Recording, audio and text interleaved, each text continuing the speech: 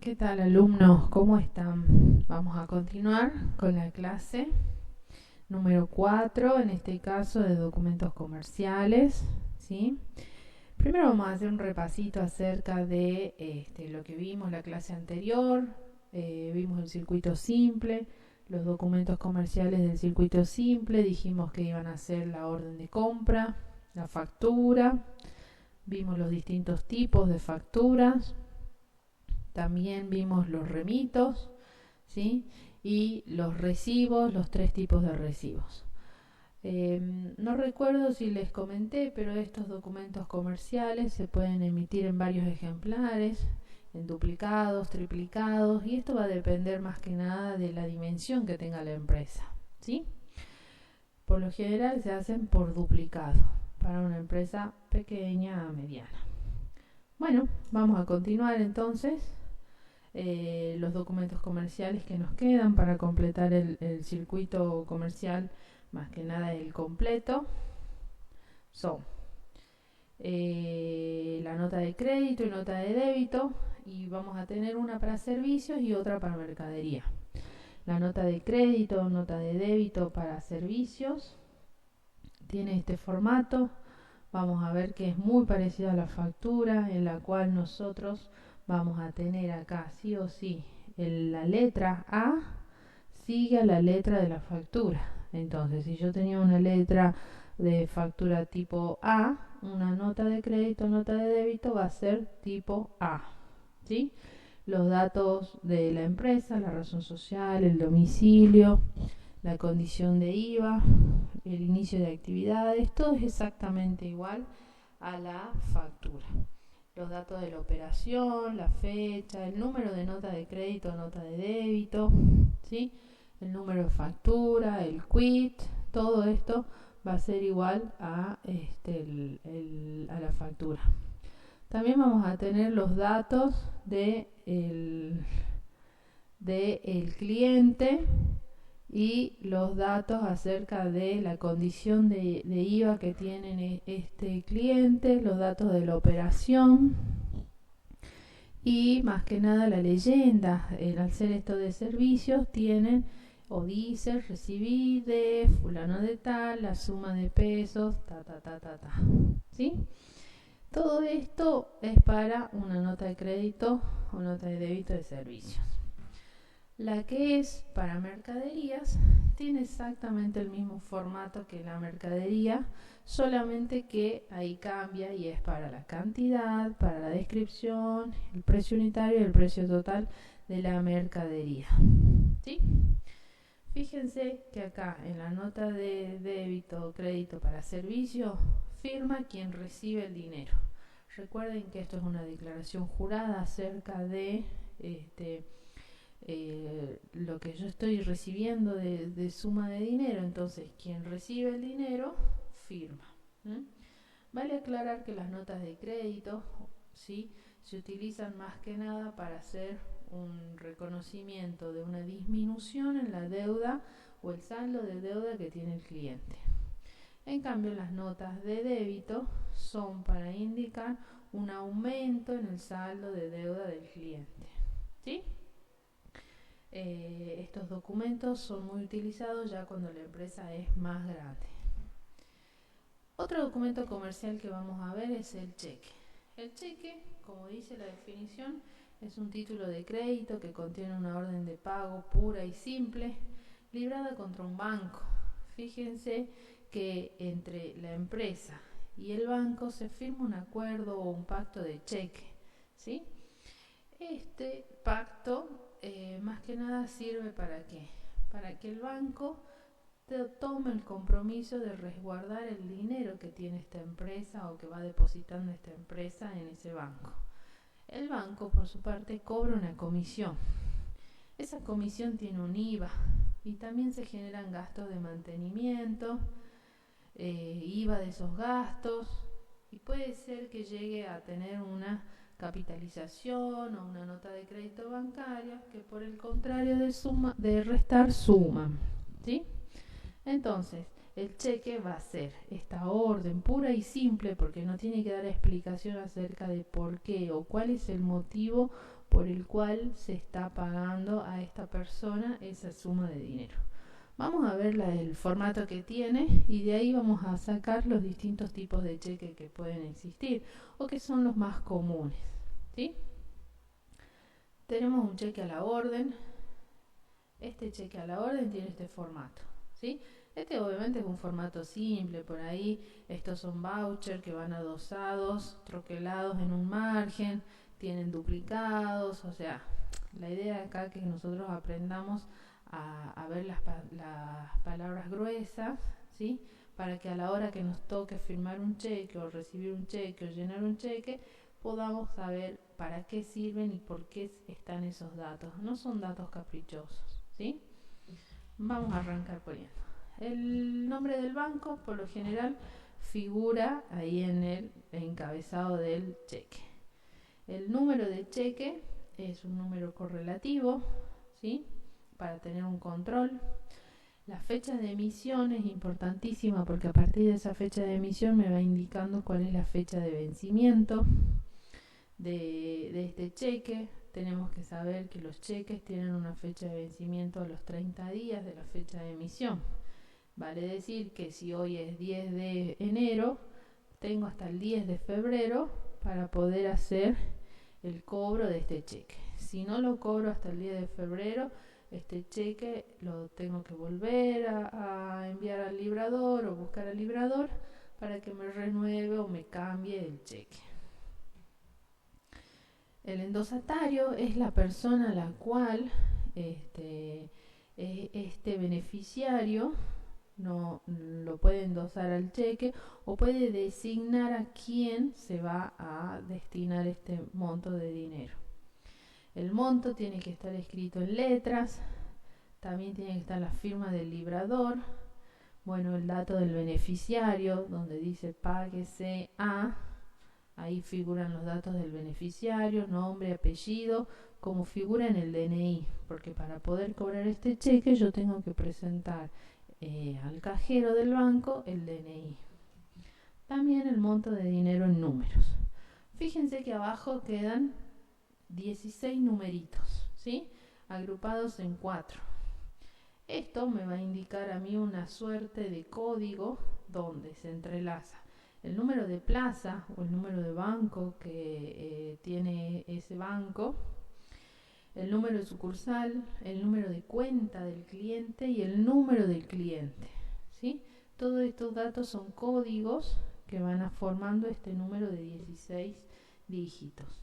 Puede ser que se agreguen 10 números más cuando se pone el número de cuenta, ¿sí? Entonces me llega a quedar una línea con 26 números, ¿sí?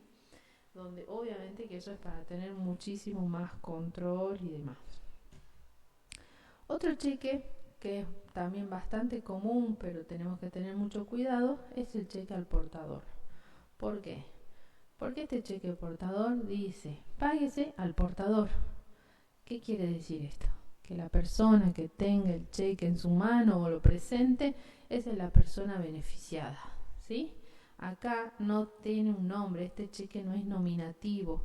Por algo, este cheque tampoco se puede endosar. La forma de trasladar o traspasar esos derechos es simplemente traspasando o mandándolo de mano en mano, ¿sí? Después tenemos exactamente los mismos datos. ¿Qué quiere decir? El número de cheque en orden correlativo. La fecha de emisión es exactamente la misma. A partir de esa fecha tenemos 30 días para poder cobrar este cheque. Después también dice, páguese al portador la suma de, y ese va a ser el beneficiario. Entonces ya no tenemos que presentar el DNI. El monto de dinero en letras, se pone todo escrito en letritas, el dinero que se va a librar, la firma del librador, que es obviamente el dueño de la cuenta bancaria, el monto de dinero en números y abajo exactamente los mismos códigos, ¿sí? Esto es para todos los cheques, se van asociando el número de plaza, el número de sucursal, el número de cuenta, el número de cliente. Vamos a otro. es un cheque mucho más utilizado, es un cheque comercial, es un cheque que está muy de moda ahora, es el cheque de pago diferido.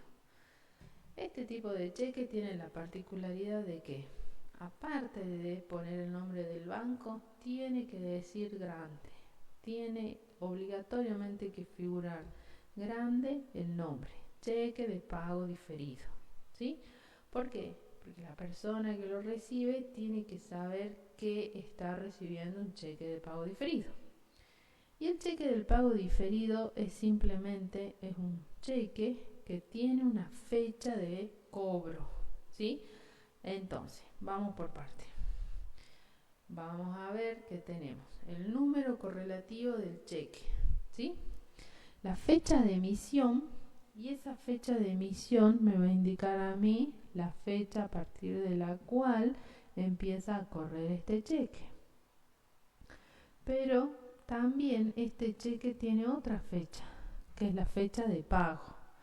Fíjense más abajo y del otro costado tenemos el día ta. Esa es la fecha de pago. ¿Qué quiere decir esto? Tenemos tres fechas entonces. Tenemos la fecha de emisión, la fecha de pago, y a partir de la fecha de pago tenemos 30 días para poder cobrar este cheque. Entonces, el vencimiento del cheque es a 30 días de la fecha de pago, ¿sí? Y esa fecha de pago tiene la particularidad de que está distanciada o está diferida 360 días. Quiere decir que yo puedo emitir un cheque, supongamos que hoy es, 15 de marzo, ¿sí? Puedo decir, páguese a fulano de tal o a la orden de la suma de pesos, el día, 20 de febrero del 2021, ¿sí? ¿Qué quiere decir? Que tengo 360 días para emitir este cheque o para pagar este cheque, ¿sí? Después es exactamente lo mismo. Lo importante de saber de este tipo de cheque es que es altamente transferible. Quiere decir que lo puedo endosar. Ya vamos a ver qué es esto de la técnica del endoso. Pero recuerden, y también tengan en cuenta, ¿por qué? Resulta que este tipo de cheques de pago diferido se utiliza mucho a la hora de la actividad comercial, porque justamente le da mucho tiempo al dueño de la empresa, ¿sí? O al librador de este cheque para poder hacer el pago. Pero con haber emitido el cheque, el compromiso ya estaría cancelado. ¿Cómo es esto? Si yo ya tengo un cheque, yo ya puedo operar con ese cheque. Es más, puedo pagar servicios, puedo pagar la luz, puedo pagar el agua, puedo endosárselo a otro proveedor, ¿sí? Lo que no puedo hacer es cobrarlo. ¿Por qué? Porque esa fecha de cobro me la indica en ese margen, donde dice el día, tanto, me va indicando a mí que ese es el día de cobro, o sea, efectivo lo puedo hacer a partir de ese día y 30 días después, pero antes no. Se utiliza mucho en la práctica comercial, más que nada a la hora de hacer la indemnización de los empleados. Con emitir un cheque de pago diferido por el monto tanto, yo al empleado ya le aboné las indemnizaciones, pero no las va a cobrar hasta la fecha que yo le indique en ese cheque. Es por eso que ustedes tienen que tener mucho cuidado a la hora de recibir este tipo de cheques o de operar con este tipo de cheques. Y apenas ven cheque de pago diferido, se fijan en la fecha de pago. ¿Por qué? Porque puede pasar un año y ustedes recién poder estar cobrando ese cheque. Entonces, como para que no los perjudiquen, tenemos que conocer esta modalidad, ¿sí? Que la fecha de pago puede estar diferida 360 días, ¿ok? Bueno, fuera de eso, todo lo demás es igual a los demás, ¿sí? Para poder cobrar este cheque tengo que presentar el DNI en el banco, lo puedo endosar, lo puedo transferir al cheque, puedo pagar con este cheque los servicios, puedo operar. En realidad es muy comercial este cheque. Vamos a ver otro tipo de cheque, que es el cheque certificado. Y en este cheque certificado vamos a ver que tenemos el nombre del banco, dice cheque certificado, el número de cheque y, estoy viendo un error de tipeo, una firma de 2 personas, dice la ley, que el cheque certificado tiene que tener la firma de 2 personas habilitadas del banco. En este caso la firma del tesorero y la firma del gerente. ¿Cómo funciona este certificado? Fíjense que muchas veces uno, cuando va a querer cobrar un cheque y lo va a depositar al banco, nos dice: no tiene fondos, esta cuenta está sin fondos. Entonces, para que no nos embauquen o para que no salgamos perjudicados, lo que tenemos que hacer es agarrar y decirle al librador del cheque que nos certifique ese cheque. Quiere decir que nos dé las garantías suficientes para que cuando yo vaya a cobrar este cheque tenga plata en el banco. Entonces, ¿qué hace el librador? El librador lo que va a ir es emitir un cheque común, o sea, un cheque a la orden, lo emite y lo va a cambiar al banco y a decir que se lo certifique. Es decir, que van a resguardar o van a separar ese monto que figura en el cheque de la cuenta de este librador por un tiempo prudencial que lo pone el librador. Puede ser una semana, pueden ser 15 días, pueden ser un mes, ¿sí? El tiempo de resguardo lo pone el librador. Y ese cheque se lo cambian por uno más grande, donde está la firma del tesorero y la firma del gerente, ¿sí? Y este cheque, a diferencia de los otros, es nominativo. Este no se puede endosar. Este se paga a la persona a la que figura ahí como beneficiario y a nadie más. Para poder ser cobrado se tiene que presentar el DNI, ¿sí? Entonces, tiene exactamente los mismos datos, ¿sí? El número correlativo, tiene la fecha de emisión, el monto de dinero en letras, la firma del librador, el monto de dinero en números, el nombre del beneficiario, y acuérdense que es nominativo, no se endosa, y bueno, y contiene las firmas del tesorero y las firmas del gerente, ¿sí? Esto me da la garantía a mí de que el dinero que dice en ese cheque está resguardado por el banco, y el banco no va a dejar que el librador toque esa plata hasta que yo, que soy el beneficiario, vaya a cobrarlo, ¿sí? Entonces, de todos los cheques que vimos, o sea, de los 4 cheques, este cheque sería el cheque ideal, el cheque al cual nosotros tendríamos que siempre optar y siempre pedir. ¿Para qué? Para resguardarnos más que nada de que el librador del cheque no nos dé un cheque sin fondos, ¿sí? Y bueno, ya con esto tenemos que ver el último de los documentos comerciales. Estos documentos comerciales... nos falta el endoso, ¿sí? ¿Qué es el endoso? Dijimos que el endoso es una técnica mediante la cual se transfieren los derechos del beneficiario a un tercero. ¿Cómo funciona esto? Yo voy a dar vuelta el cheque, ¿sí?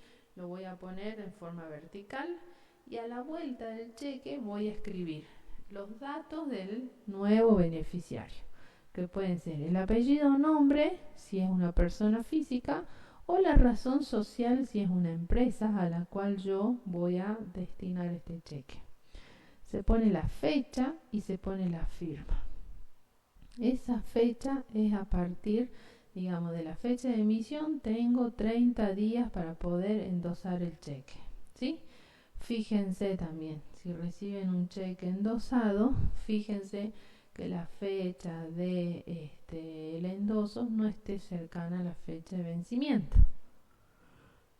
Si no, va a ser difícil cobrar este cheque y va a ser un lío buscar al librador. Muchas veces no es el primer endoso, sino que un cheque se puede endosar tantas veces como el cuerpo del cheque lo solicite o se puede endosar ahí, ¿sí? Hay cheques que están totalmente escritos atrás. Entonces el cajero que hace se fija la última fecha de endoso y esa es la válida, ¿sí? La última fecha de endoso. Y obviamente que para poder cobrarlo se tiene que presentar el DNI. Entonces, repasemos. Tenemos los datos de la persona a quien le haremos la cesión de derechos del cobro. Tenemos la fecha del endoso y la firma del primer beneficiario, ¿sí? Y se puede endosar todo el cuerpo del cheque. Bien, con esto vamos a el último documento comercial, que es el pagaré. Vamos a decir que el pagaré es un título de crédito a la orden. Fíjense que el pagaré más que nada es un compromiso o es una promesa de pago, ¿sí? Incondicionada, dice la ley. ¿Por qué? Porque no dice por qué, ni para qué, ni con qué motivos yo tengo que pagar una suma de dinero, ¿sí? ¿A quién? Y al portador legitimado, al que tenga el pagaré firmado. Muchas veces, en las empresas que se utiliza. Se utiliza la modalidad esta de hacer firmar un pagaré en blanco a los empleados. ¿Para qué? Para poder resguardarse. Por ahí un empleado maneja todos los fondos o todas las cobranzas de una empresa. ¿Qué pasa si un día ese cajero o ese empleado desaparece de la empresa con toda la recaudación de la empresa? ¿Mm? Entonces no hay manera de protegerse, no hay un instrumento legal dentro de las empresas que permitan protegerse de esto. ¿Qué es lo que se hace? Se implementa este pagaré. Se firma un pagaré en blanco de manera tal de que los empleados, si cometen esta torpeza de huir con las recaudaciones de la empresa, el pagaré firmado en blanco es ejecutable. Quiere decir que yo le pongo el monto, le pongo el motivo y directamente lo puedo mandar a un abogado, a un estudio de abogados, y se inicia un proceso, digamos, más que nada legal y de cobranza de ese monto, ¿sí? Tenemos distintos tipos de pagaré. Puede ser a la vista, que en el pagaré dice, ya vamos a ver un poquito más adelante, tiene la leyenda: páguese a fulano de tal, la suma de tantos pesos, a la vista. Quiere decir que apenas me lo presente, este no tiene fecha, apenas me lo presente, ahí lo tengo que pagar, ¿sí? También puede ser a cierto tiempo vista, a 15 días, a 10 días, a 2 días de vista. A los 2 días de que me lo presenta, tengo que pagarlo. O a los 10 días que me lo presenta, tengo que pagarlo, ¿sí? O también puede ser a un día fijo. Entonces, pagaré la suma de el día, no sé, 30 de agosto, ¿sí? Entonces ya sé que yo el 30 de agosto tengo que pagar ese pagaré. O un determinado tiempo de la fecha. La fecha del pagaré dice, bueno, a los 15 días de la fecha. Son medio retorcidas estos tipos, estas cláusulas de pago, pero bueno, son las que existen, son las que se utilizan. Vamos a ver un poco el formato que tiene este pagaré, ¿sí? Y si se dan cuenta, es parecido a un cheque. Simplemente tiene que tener la leyenda arriba, pagaré, y tiene que tener el número de pagaré. La fecha, vamos poniendo las fechitas. la fecha, que es la fecha de emisión, y en este caso la fecha de vencimiento la va a poner el tipo de pagaré del que se trate, ¿sí?